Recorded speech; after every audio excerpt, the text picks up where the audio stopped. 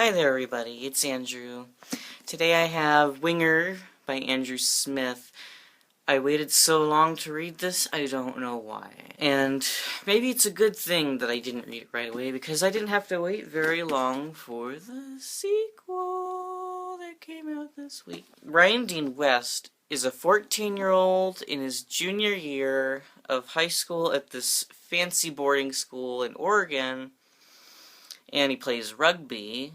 And, you know, it's weird being a 14-year-old in junior year full of meaty dudes. A lot of it has to do with just high school rugby. He lives in O-Hall, which is a place for the delinquent kids. He did something not that bad that landed him there, so he's trying to navigate that with all the crazy troublemakers and trying not to get killed by his big rugby roommate. The thing that really gets you about this book is that everything Andrew Smith writes is hilarious.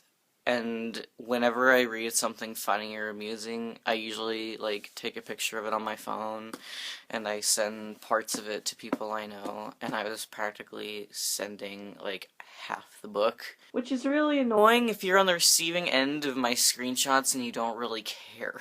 The book is also filled with small comics throughout, drawn by the main character, Ryan Dean West, such as The Wild Boy of Bainbridge Island.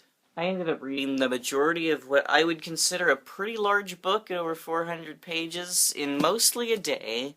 I think I read 1 or 2 chapters the night before, and I was just too tired. So if you decide to read Winger, or you already have, I also strongly recommend Standoff, which I just finished last night. It just came out this week. Also amazing. I don't want to say too much about it because even the summary itself has so many spoilers for Winger, so you definitely, if you care about reading stuff in order, you should read Winger first. Obviously, I finished this one really fast, too.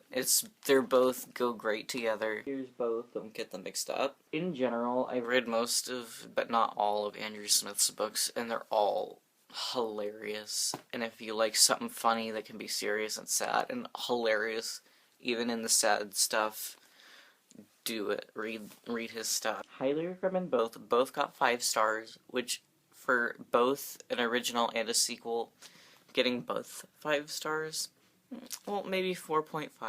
Close enough. They're both amazing, and if you like realistic fiction that's funny, I highly recommend it. I really hope that if you read it, you like it. Thank you. Till next time.